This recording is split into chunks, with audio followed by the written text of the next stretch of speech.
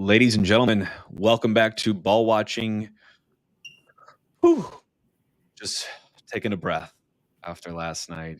No, Justin, this one was a bummer last night because long weekend. You want to cap it off with some celebration, maybe a win streak for the first time this year, extending the lead to two. But no, that's not how we went. And I'm also missing House of Dragon, episode 4, to watch the boys just get pumped in Colorado. How did you feel on Sunday Night Shambolics, Justin? I think it wasn't even just to have a win streak. That would have started our first ever quote unquote win streak away this season. We have still yet to win a game away. And honestly, once we went down, I told Danny, I was like, oh, time to call it a night. Going down in the 6th minute. I was kidding. I stayed up for the whole game, but honestly, that was the frustrating part in the way that we ended this game. So it was a tough one. Yes, it was. It was indeed. And it was a starting 11, which I actually, going into it, was pretty optimistic about it. But that starting 11, whether it was performances or injuries or just, not the snuff, looking at it, bottom to top last night, Berkey, who obviously left the game, which we'll talk to, Reed, getting his start after signing his first team contract, which, by the way, huge shout out to him. That's freaking awesome to see him earn that contract and then basically cement his spot at left back over the other two left backs that were above him before that, which is really cool. Parker remained. Winsel came into the starting 11 after not starting the last match. I think because he was on shorter rest from playing with City 2 before that. Watt's going to right back, giving Totland a little bit of rest. That dude has been, him and Berkey's back has got to be so sore from just carrying the load of all these minutes. I mean, holy cow, a guy that needed it. I couldn't think of one more than Thomas Totland.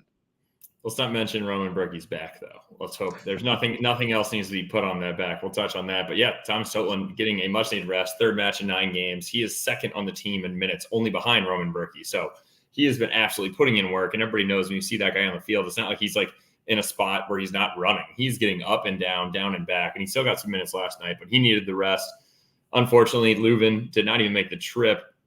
Was questionable going into the game. It sounds like Hack said after the game as well. It's like, we'll see how he goes this week in training. I'm hoping they call it an adductor. We talked about this early in the season. It's like our second adductor. It's just your groin. I just don't think it's like PC to say groin, but it's where you would stretch if you lean left or right. So otherwise, then you have Durkin and Blum, which I was okay with as well. Indy, Klein, Kojima, which I thought 2, maybe just all 3 of them played well. And then Thor up top. When you're looking at it though, Jake, it's like, how many of these guys would you say, Jake, would be consistent starters once the 3 newcomers are here in now just a week and a half? Consistent starters of the 11 or of the offense? Of the 11 so far. I mean, yeah, I think you'd go Reed, Parker, Winsel. Probably not if Nilsson comes back to form, right? Or even Jake Gerwood-Reich. It looks like he's ready. Yeah. I think you could see his position be challenged there. Watts obviously wouldn't start over Totland. I think Durkin Blum will remain. Probably Klein drops out and Thor drops out 100%. You get Klaus back, and then you have to plug in Hartel, but you could probably see taking out one of Indy or Kojima. And then it depends on formation, how you want to plug in Toyert. So, a lot of this would change, and a lot of this would be different had we not have so many first-team injuries that are just bogging us down right now. That announcer last night, that was a whole other thing. That broadcast team, in my opinion, was some of the worst commentary. It wasn't like it was awful what they were saying. It was just boring. It was repetitive. It was dull. I felt like I wanted to put the game on mute. I put a comment in here that I actually removed my wording in here, Jake, but I'll just say it right now. I think the older guy sounded like Biden in the debate. And I'm not even a political guy. It was just very monotone and monotonous and just literally just repeating himself over and over about things that are happening on the field, off the field. I did not appreciate the announcement crew whatsoever.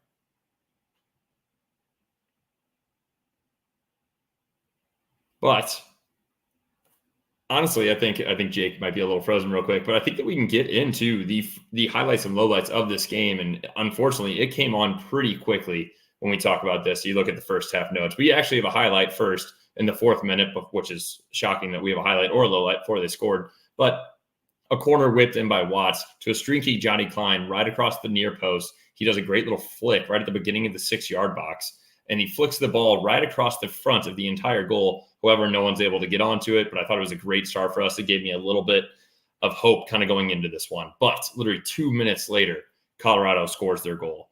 Watts turns it over twice, very deep into their half, right at the top of the 18. An awful step by Wenzel. He leaves Reed 1v2, who then they just slot it right across with an easy finish from the PK spot. The first thing that Jake and I both put in here immediately is you cannot allow this counter. You have to bring the guy down. And in my opinion, the first one that needs to be doing it is Wenzel. I think that's a guy, when you step up as a center back, if you're going to step up into their final third, you need to either get ball, man, or both. And he let them slide through. I think Johnny Klein and Blum both also had a chance to bring him down before he gets space. So I think that one was a really tough one for us. And you saw Wenzel made up for it in the second half. He steps up, and we'll talk about more specifically. He steps up into their half. He clears the guy out. He doesn't get a yellow either. He just literally just takes it and puts his hand up and gets back. I think Jake's about to show us here, right here, where this turnover is. You can kind of see Wenzel's here on the bottom left of it. He's kind of reading it, already starting to inch towards it. But once you make that decision to go, you have to go, and you cannot allow the counterattack. And so as he kind of brings it up here, if Jake wants to play, you'll see that Blum and Klein both go at the guy with the ball. And then you'll see Wenzel right here with the step, and he gets beat 1v2. Right now. And you just cannot do it. So unfortunately, with him stepping up on that, it was a tough one for us, but you have to end it in their half. And we talk about it all the time. When we're on the road, the last thing you can do is allow the fans to get into it, especially so early. And they get a goal in the 6th minute. And that's a tough one to climb back from, regardless of what team we have and what starting 11. Then the next one I will bring up is in the 9th minute. We have another low light here. No one can take down Fernandez on a 1v1. He is literally just dazzling between our defenders. A series of 1s and 2s around the box lead to an incredible cutback opportunity for them. But luckily, Colorado misses, because then just 2 minutes later, City gets their golden goal and only goal of the game. So Johnny Klein, roll Bills. That's why we have the shirt on today. Shout out to the St. Louis University alum. Reed takes the defender down the sideline, 1v1, does an incredible little hesitation stop-start where he puts his right foot on top of the ball, and then while his foot's still on it, kicks it down the line with his left, whips a ball into Johnny Klein, who gets up into the air, squares his body, and finishes near post with a header. Everybody's always been talking about Johnny Klein and his height and his size. This man scoring his first goal ever in the MLS, and it's a header, a great ball, a 1v1 beat for Reed. Reed absolutely did this guy's dirty. Jake has it in here. Do a little chef kiss for Reed, beating the guy 1v1, which he has already done so many times this season, and is a main reason, honestly, that he has been signed to a first-team contract for the season. And Klein does very well to find some space, keep his momentum going, and then head the ball towards the net. It was a great finish and absolutely had me jumping up and down. I was so excited. I thought this game was over early on, and look at it. 5 minutes later, we find that equalizer. And then in the 22nd minute is when we already mentioned the first thing that I wanted to talk about with the announcer. He goes, I think Stefan's been superb this season for Colorado. The stats have definitely not shown that.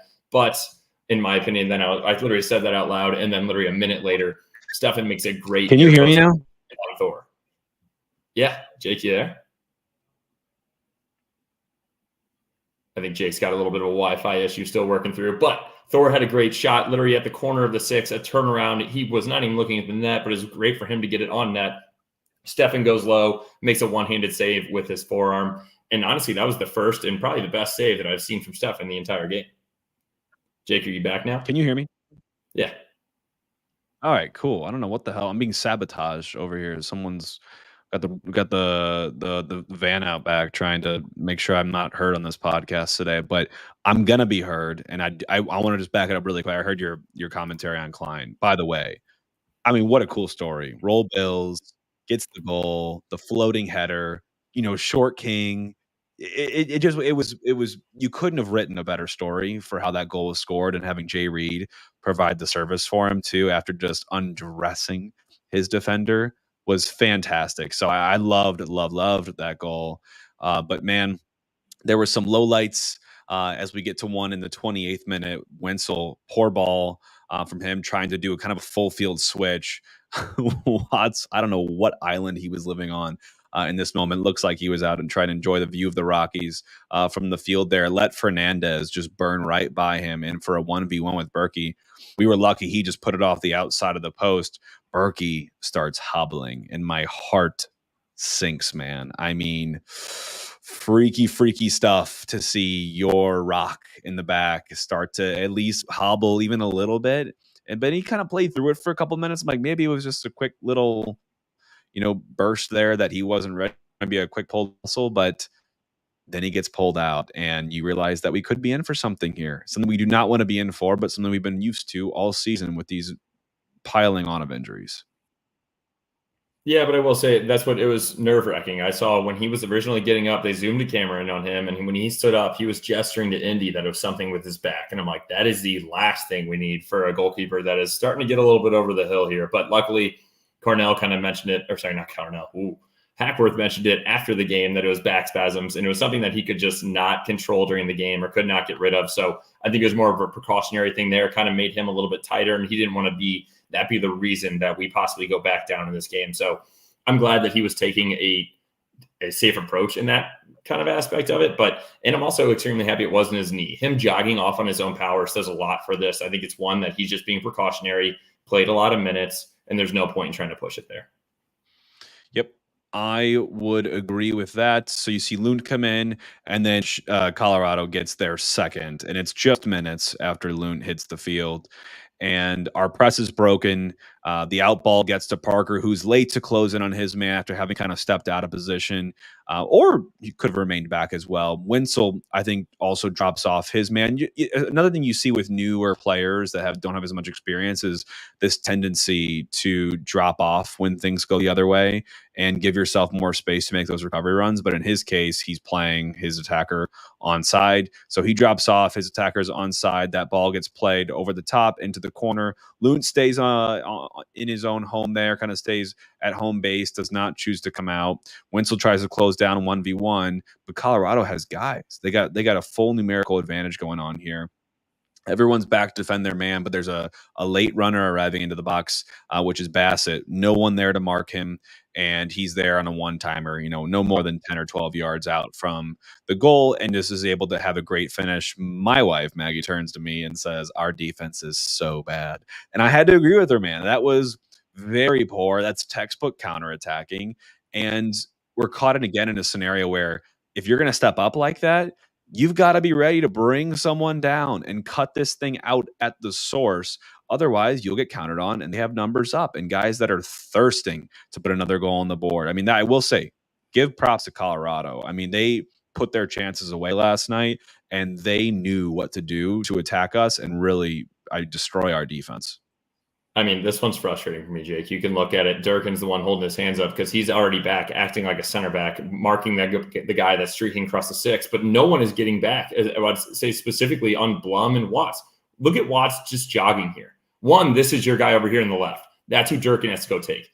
Watts is still just jogging like, I'm just going to get into the box right before they score this goal. I don't understand it there. I think this is a very poor performance by Watts in this one. And this one really just screamed for me. It's just like, you got to get on your horse to get back. It's not that late in the game.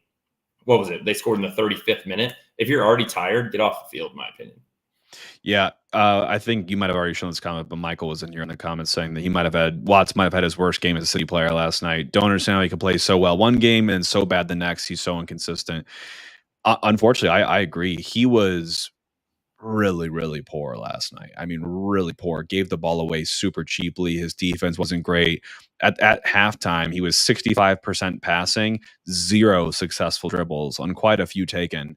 And you compare him to performances like Jay Reed, who's got a fraction of the professional experience, and you look at him and you're like, why? Why is this so inconsistent when you've guys that are far your junior in terms of experience, at least, that are working harder, showing effort, and just performing overall much better. So very frustrating night at right back. And it forced you to go back to Toland, who you probably wanted to give the full line off, but you can't.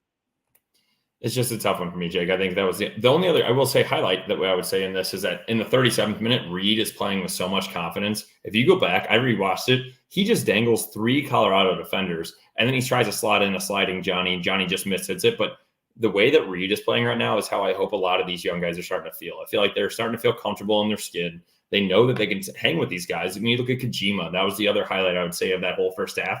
That dude just doesn't stop running. We got to find how much ground he covers, but when he presses, it is quick and scary as well. He knows when to go, and he goes hard when he does. And when he's on the ball, he's extremely skilled to get out of pressure and knock it out wide. He's not a guy that's going to force it. We talked about that with Watts. I think Watts lost a couple different balls, specifically on our first goal, trying to dribble through defenders when all you have to do is just turn it back out and drop it off to somebody else. But you don't have to force it. Let's keep it when we need to. And I thought Kojima did well in that in the first half as well.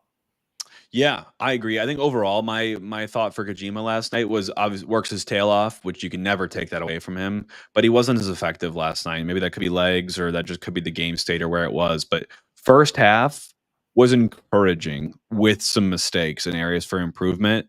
Second half was demoralizing. I mean, they just turned the screw, and we had no response, no sub impact, no nothing. In the 49th minute, at least Winslow learns his lesson, and there's a high turnover. He just ends it on their side, takes professional foul, not even a yellow card, puts his hands up, admits guilt to the ref, gets back. Love that smart play. That's what you see. That's what you want to see from a young player, especially, is that you just got burned at least once in the first half. Now take your licks and learn from that and show it right there in that game. So at least I appreciate that. I still don't think it was his best game last night at all for us. In fact, I think that was Winslow's probably worst appearance we've seen from him. We saw more instances of Watts just missing in the 54th minute. Colorado's lining up all the attackers on the outside of the 18 wide open. Watts has blown his marker, not there at all, not present at all in defending here. It's just remarkably frustrating. You're looking for him, like, where are you, man? We're on your side of the field, and there is 3 attackers that could end up on the end of this pass. If you're looking at us right now, we're in goal vision right now. There's nothing. You could put a poster out and say, we're looking for Akil Watts, last seen since the first half. I mean, unbelievable. And they literally hit it off the top of the crossbar. And if you watch it when we paused it, he's not even in the screen. Look at it. He's still not in the screen right here. The guy, thank God they take a bad touch or a bad pass back. Then he comes in and puts the guy a little bit under pressure. Good for him to finally get back there. But it was actually a deflection there by Wenzel as well. So we were extremely lucky not to have another goal given up there. Yeah, Blum with some huge blocks. I was obviously, my video and audio were being awful for the first part there, Justin, but I want to say big shout to Blum too in the first half, especially. These last 2 games have actually been impressed with him. I think he's returned a little bit to what he was last season with being a destroyer off the ball. He's been even better with his passing. He's got great blocks, getting in passing lanes, clogging those up, getting into some good tackles, and he had a big block there. But again, generally looking at Colorado as a team, this is where, I mean, we do have similar coaches, at least a similar philosophy, because the coaches come from the same type network. Obviously, no Mark Arnell, but Hackworth wants to keep some semblance of what we were working towards there. They were very tidy in possession. The press was not effective last night. I think it was our worst passes per defensive action game since I remember supporting this team. But when I say that, our passes per defensive action last night were 16.5, which is shocking. I think we're average in the 7s or 8s across the season. So they did a great job in possession. And when they found those openings, they dribbled out of our press. They passed out of our press. They had great passing networks last night, and they were successful. When they found their chances, they finished them. They got numbers up and finished them. And you're looking at yourself like, Colorado's got some good players. They have some good talent. And I think they have better quality probably overall than we do. But what they're doing is not out of the realm of possibility. Like, they were awful last year. Remember how bad they were last year? And now look at them. Like, they just put us to the sword. And I think we thought we were decent. I don't think we were that bad. But ultimately, I think, again, you run up against a team that's firing on all cylinders without their best player, and they did that to us. I mean, I give them a little bit of kudos as well. Absolutely. And I will say this is just generally at that point, we talked about the second half being poor, but Jake, still, what is this, the 55th minute? We're still only down 2-1, very much in this game. And there's when we have subs come on to the 59th, and I have a couple different thoughts on this. So it's Totland and Sam are on for Watts and Kojima. So obviously, then this is when the game changes. And we mentioned this last time as well when Sam came on. I thought that we did well again when you talk about Kojima, Indy, Klein, and Thor up top, bouncing it off each other, making runs off each other, even getting Reed up the sidelines as well. But then when you bring Big Sam in, the game changes. We try to be more direct. We try to only look for him and through balls. But I will say a positive of this is 59th minute sub. I don't know if we ever saw that out of Cardinal unless somebody was injured. So making a change, trying to say, hey, I'm not seeing it out of Watts. And I think Kojima's probably done and dusted, trying to run his butt off up in Colorado in the thin air already. Let's bring him off and let's bring in Totland, who is just as good offensively, I would say, or not as good offensively as Kojima, but can get up and back and still creates an offensive presence. That's not like bringing on a Yarrow or someone at this point. But then bringing Sam in, let's give him a shot. Let's see how quick he can run, tired legs. And I appreciate that is even an option right now for Hackworth to be looking to make a sub in the 59th minute down 2-1. Because if anything, I think Carnell would have waited until the 75th, 80th minute and said, Sam, go get us a goal. And at that point, it's just running out of time. A+ for aggression from Hackworth and really going for it and playing your cards early enough to make an impact. C to D for Adeniran for his actual performance. I mean, the guy gets on 5 minutes later. Thor receives the ball under pressure, makes a great turn, flicks it over the top for Sam in behind. It's the perfect Sam moment. And he's got Stefan closing him on a big touch, but he's there to get there first. Chips it, gets it all wrong. I mean, he couldn't have a worse touch. It was nowhere close to soft. He doesn't have a soft touch, I think, in his locker. All he does is just pound this ball and hit laser beams. But it was just a really poorly taken chance and one that we probably would have loved to have back, knowing where we were heading the rest of the game. 65th minute, Wenzel, again, just gets skinned, I put in here, by Navarro. Lund got down quickly, made a huge one-handed save, his best save of the game. But Mike Wenzel, I mean, brother, I get it. Usher him out to the side, but if Navarro's right-footed, know that he's going to pull that shot back across and really challenge Lund there. You've got to be tighter on your man. You cannot show him that much space. I think the problem is right here, Jake. Look at this freeze frame of Wenzel. Both heels are legit on the 18. He is flat-footed, and Navarro is drooling with excitement on thinking about how easy this big touch is out to the right. And I will say, the reason I wanted to show this, so great save by Lund. That's going into the far post. He got down and quick. This man is 6'6", and it's helpful that he has long arms, but imagine getting down from your head at 6'6" and get that thing down to the ground that quickly. I thought that was a huge save and kept us in it, still only down 2-1. And then, unfortunately, though, then we talk about this. We got to keep it up at that point. If that's something that where you're having Lund keep us into the game, we need the rest of the team to then feed off that. He needs to get up, get the guys amped, but we just look tired. I will say the one highlight that I want to say quickly is in the 67th minute. I don't know if anybody else already knew this, but Toland can absolutely whip in some free kicks on balls. He whipped one in right into the back post. Unfortunately, it just missed Thor, which then just missed Durkin by maybe a half an inch. One of those two guys need to get their head on it and absolutely put that away, make it a 2-2 tie at that point in the 67th. And then we talk about, hey, are we going to go for it? Or are we going to try to sit back and absorb some pressure and try to counter, just like Colorado had done that to us the entire time? I would say just in general, in the 69th minute and just generally across the entire game and probably past couple games, our back line has looked like Swiss cheese, specifically around the 18. The amount of times that I'm seeing the opposition get in behind and then have a cutback to a guy that's just wide open inside of the 18, typically around the PK spot, looking for a great finish. I saw that way too many times last night. So it's a mixture of staying with your runners by not ball watching, and then also not ball watching and making sure you're man marking in the 18, because there have been way too many chances to where either Lund has to get down big, Berkey has to get down big, or unfortunately, we just legit cannot keep them out of the back of the net. So I would say generally that's more of a low light.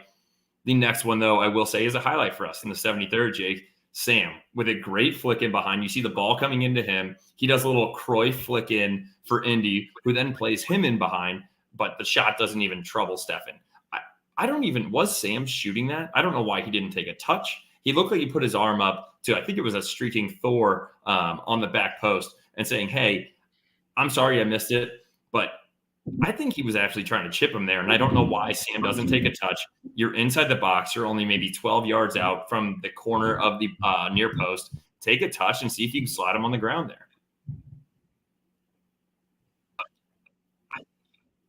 And then next, I will say, in the 77th minute is another low light from Wetzel. He looks slow, and then he absolutely takes out Navarro from behind 35 yards out. I'm okay if you're trying to get up and get behind the guy, give him a little nudge. But you just pick up. I just think, can you hear me? Yeah, I can hear you. Again, I don't know why I keep cutting out like this, but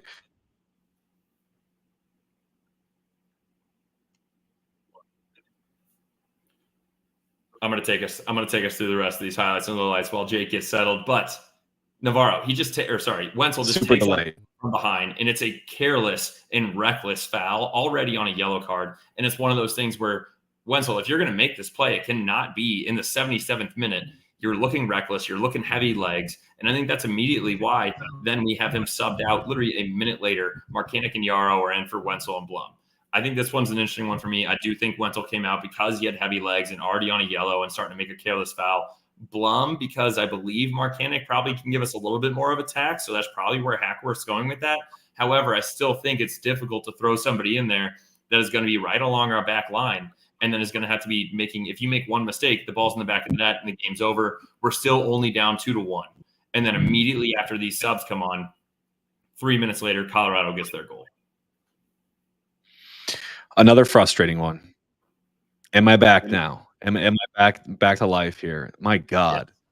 Yeah. So, Jay steps to Ronan, one of the midfielders for Colorado. Calvin Harris, the DJ, slots it in behind Marcanic nor Durkin marking him, and a one-timer is whipped back post to I think Jonathan Lewis, who had just entered the game for them with a top shelf finish.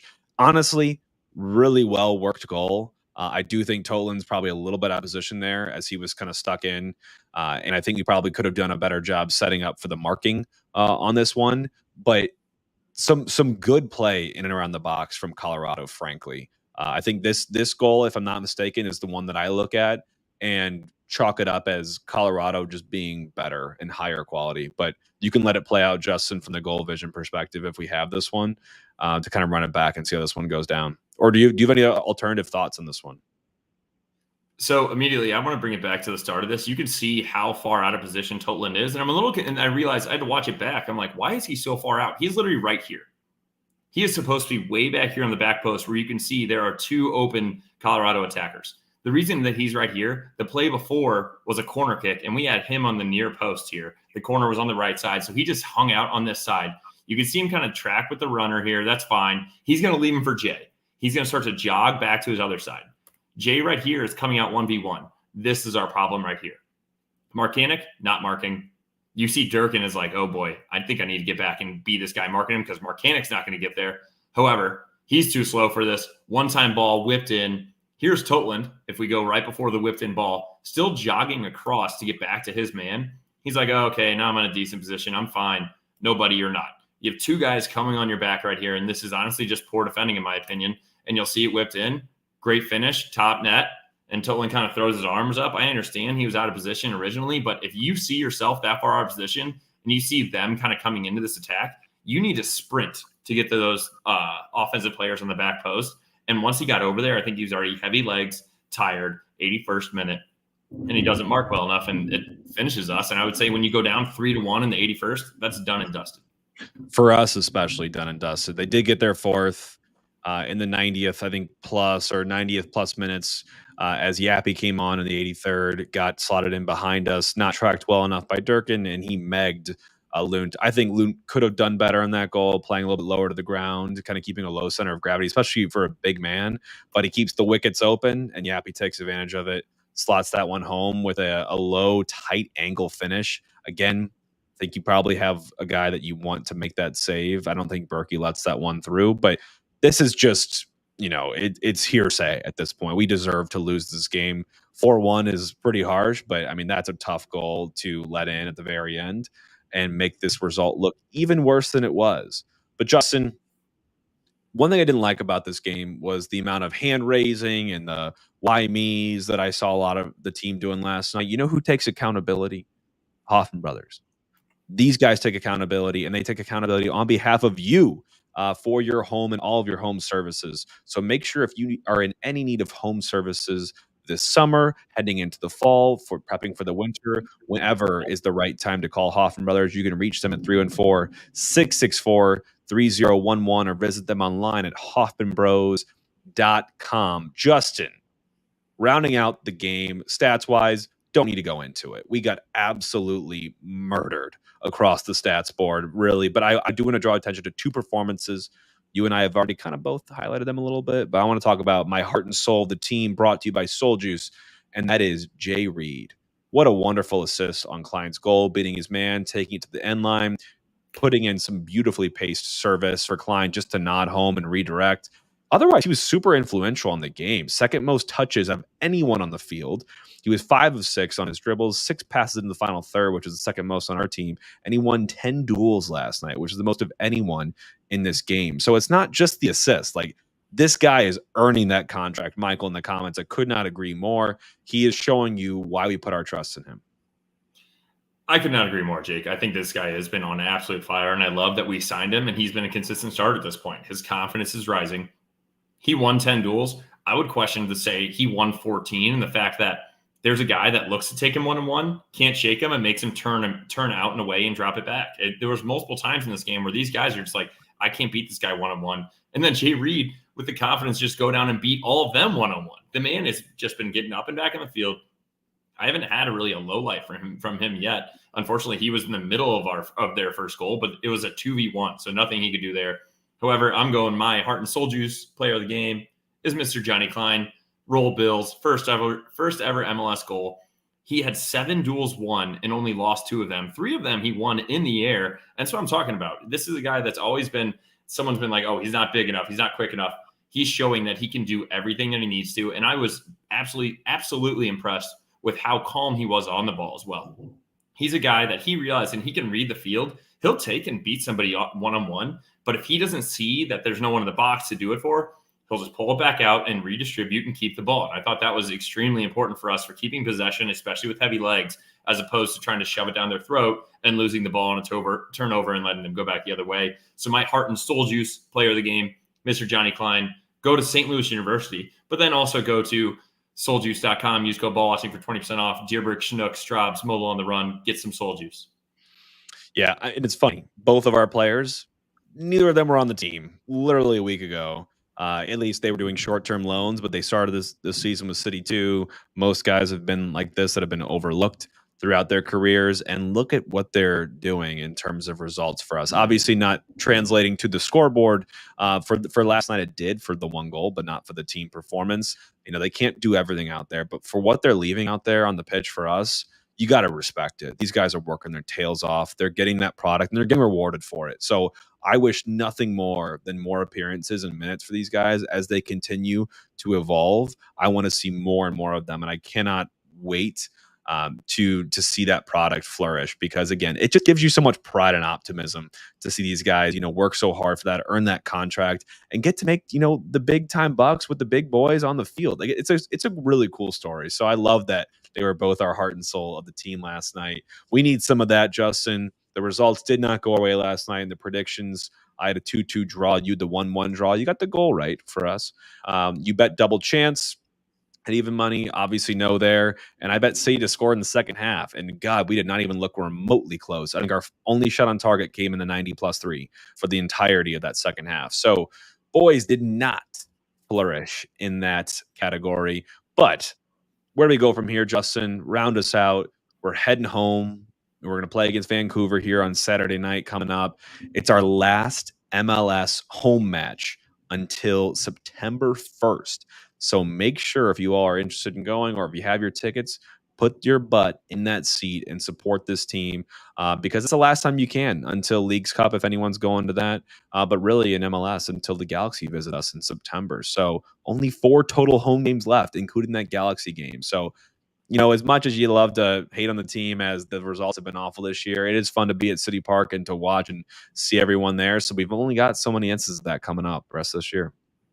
Yeah, Jake, and I'll say that we only have we have 1 more home game. So this is it before, obviously, that you already talked about it. But then we're going to have the newcomers that are back on the block. So this will be our last game at home at City Park that is not a Leagues Cup game, that we are going to have this type of a team. So I will say, if you have not gotten your ticket, go get a ticket. It's going to be a nice night in St. Louis. I think there's going to be no rain. I think it's going to be a little warm. But by the time the sun goes down, City Park is going to be rocking. If you can't get into the game, go down to the pitch. I'm going to be at the pitch pretty much all afternoon down there.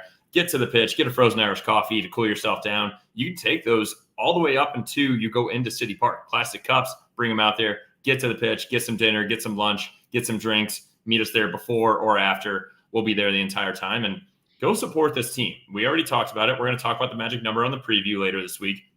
more specifically which games I think we need to win and tie to get us to the playoffs. But this team is not done. This is it's tough. Yes, we're like, oh, we're back. We just won a game and then we get dusted 4-1. That's fine. That's soccer. Now we're coming home to a Vancouver team, which is very beatable. We should have beat them up in Vancouver. And I'm excited to support the boys on Saturday.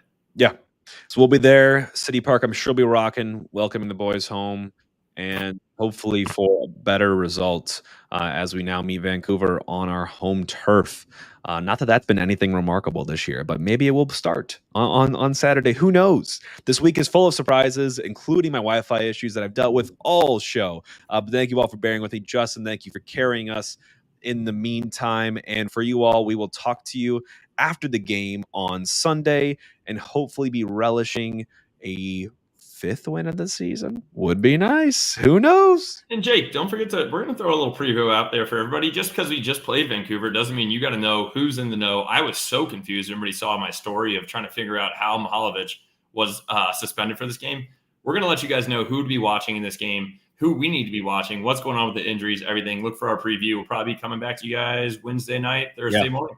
You're right. You're right. You'll get a triple dose of us this week with this Monday's recap, a Wednesday preview, and a Sunday recap. Man, I'm in that mood of just doing the preview, recap, preview.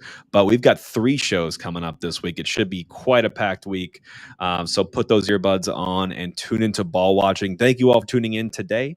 And we will chat with you all probably again on Wednesday for the preview of Vancouver coming to St. Louis. Everyone have a great week and take care. All for City. All for City.